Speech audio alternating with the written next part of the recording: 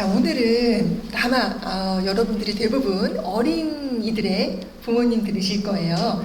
그래서 문해력에 있어서 어떻게 보면 가장 크리티컬한, 그러니까 중요한 시기를 지금 보내고 계신 거예요. 왜냐하면 어리면 어릴수록 이런 얘기를 들으셨을 때 굉장히 유리한 점이 이제 있을 겁니다. 이렇게 나무가 땅 위에서 높고 굵게 자라지만 사실은 그 밑에 뿌리가 이제 엄청 넓게 탄탄하게 퍼져 있는 거고, 처음은 씨앗부터 시작을 하는 거잖아요. 눈에 보이지 않는 부분의 문해가 지금 우리 아이들, 영아와 유아, 그러니까 즉 학교에 들어가기 전에 아이들한테서 자라나고 있습니다. 근데 그게 정말 눈에 잘 안 띄기 때문에 우리가 그렇게 인식을 못하고 또 중요하다고 생각을 못해요. 근데 나중에 보시면, 특히 이제 우리 다 같이 대한민국에서 중요시 여기는 학업 성적과 관련해서도 보시면 어릴 때 어떻게 자랐는지, 어떤 시간을 보냈는지가 정말 중요합니다. 오히려 이 시기가 탄탄하면 나중에 이제 그 공부해 나가는 과정에서 고생도 덜해요. 효과가 좋을 뿐만 아니라. 자, 그래서 그런 부분을 우리가 초기 문해력 또는 발현적 문해력이라고 합니다. 그러니까 가만히 둬도 저절로 자연스럽게 나타나는 이런 뜻이에요. 자, 이것은 이제 그 이후의 문해 환경 내지는 문해 경험과 비교가 되겠죠. 그래서 중요한 건데, 여기서 강조하려는 거는 이제 적절한 문해 환경의 조성이 아주 어릴 때부터 필요하다라는 거예요. 그래서 오늘 그거를 어떻게 하는지 말씀을 드릴게요. 자, 제가 방송이나 이 책에서도 강조를 한, 그렇다면 영유아기에도 아이들이 키워야 할 기초 요소가 있을까? 문해 발달을 위해서. 그 부분이에요. 6개를 뽑았었는데 그 중에 너무 많으면 어려우니까 반만 뽑자면 이 앞에 3가지, 이게 너무너무 중요해요. 저 음운론적 인식이라는 거는 소리 중에서도 말소리를 우리가 받아들여서 이해하고 조작까지 하는 능력이거든요. 놀랍게도 태어나자마자부터도 저 능력이 있고, 더 빨리는 엄마 뱃속에서 6개월 정도부터면 가동이 되기 시작해요. 왜냐하면 그때 듣기 때문에. 그래서 그때 이제 친숙한 엄마나 아빠의 목소리로 리드미컬하게 계속 같은 어떤 사운드를 들려주시면 신생아가 그것을 기억합니다. 태어나자마자. 자, 그런 부분은 바로 우리가 듣는 부분에 얼마나 오리엔테이션이 되어 있는가를 말하는 거겠죠. 그래서 이렇게 그 말소리를 다루는 능력에 좀 뛰어난 아이들이 있어요. 개인차가 굉장히 커요. 근데 어떤 아이들이 이 부분이 뛰어나냐? 그러면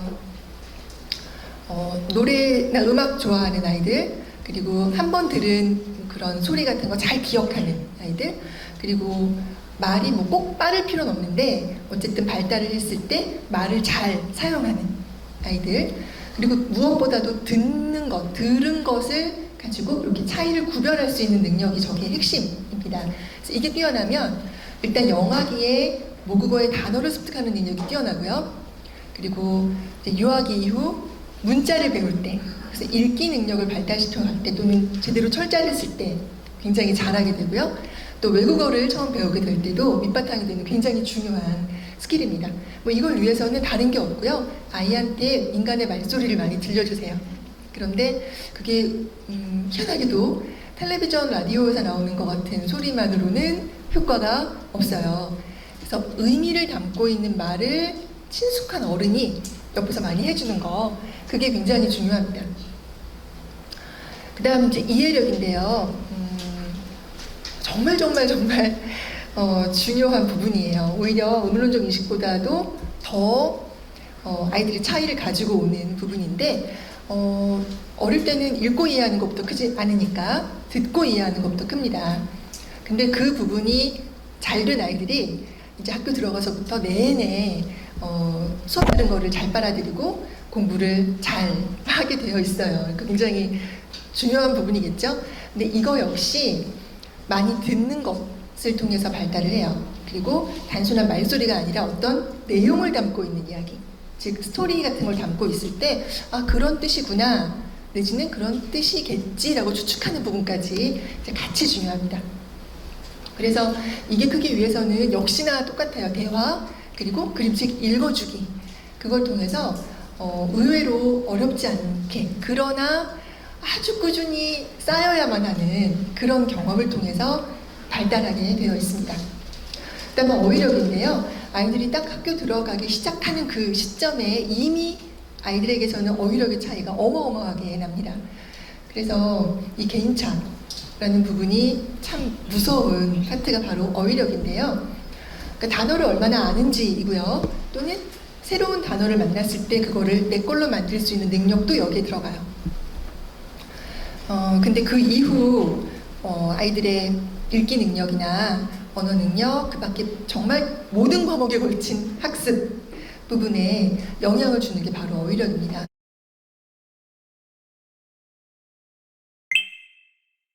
자, 두 번째 파트로는 이제 이 아이들이 문해를 어떻게 발달시켜 가는지에 대해서 간단하게 말씀드릴게요. 이론적인 내용이지만 이걸 아셔야 오늘의 핵심을 잘 받아들이실 수 있어서 준비한 내용인데요. 읽기라는 거는 기본적으로 크게 두 파트예요.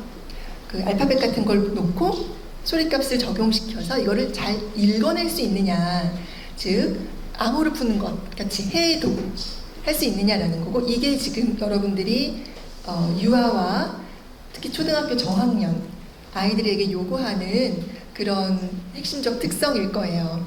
그런데 읽기에서 이 부분은 그리 크지 않아요.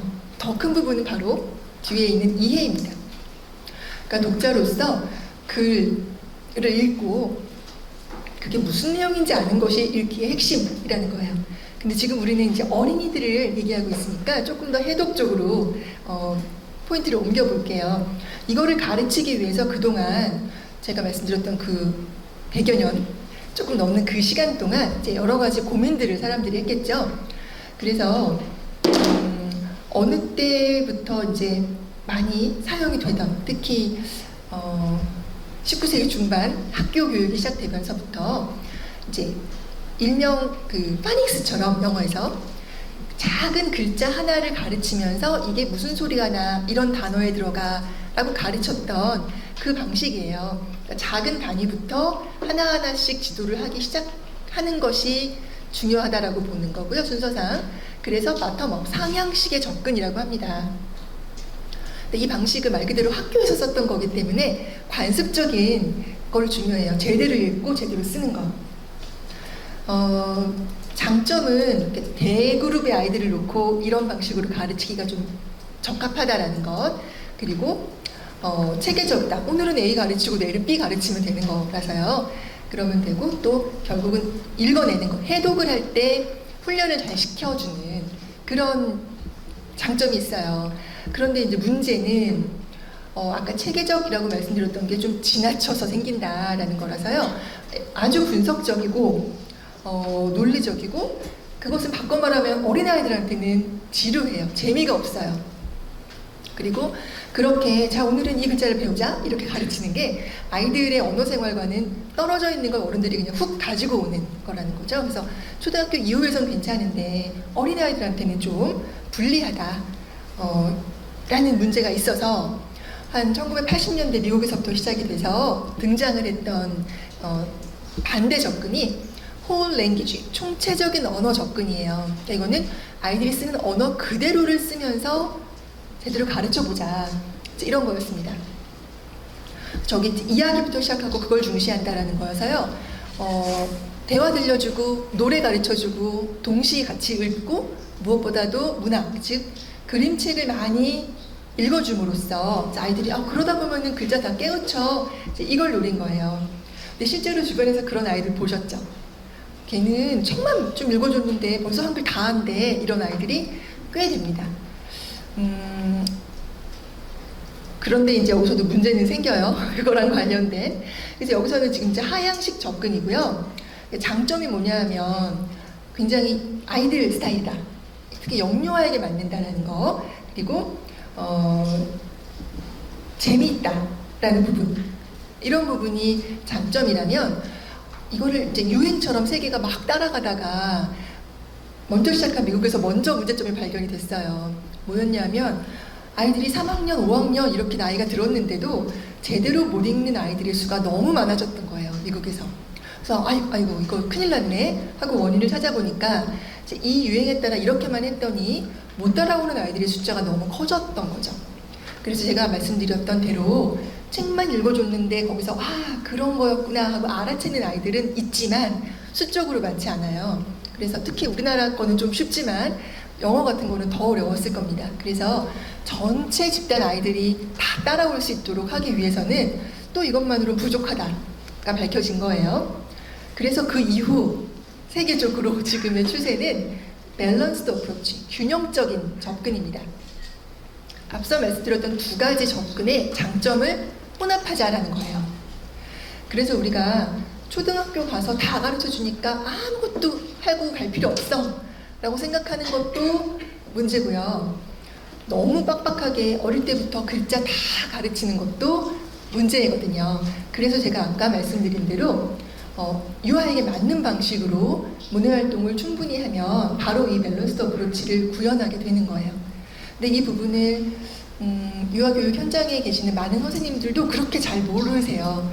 그러니까 그 예비교사일 때 어떻게 공부를 했냐에 따라 달려있는데 무엇보다도 균형적 접근 어떻게 하는 거지? 말은 굉장히 좋은데 이거 어떻게 해야 될지 모르겠는데 라는 생각을 대부분 많이 하십니다.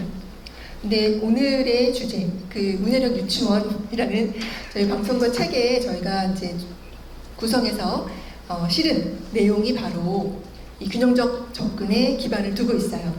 그래서 유아에게 맞는 방식으로 언어를 경험하되 글자에 대해서 흥미를 키우고 어느 정도 이해를 하게 되는 그런 상태를 목표로 합니다.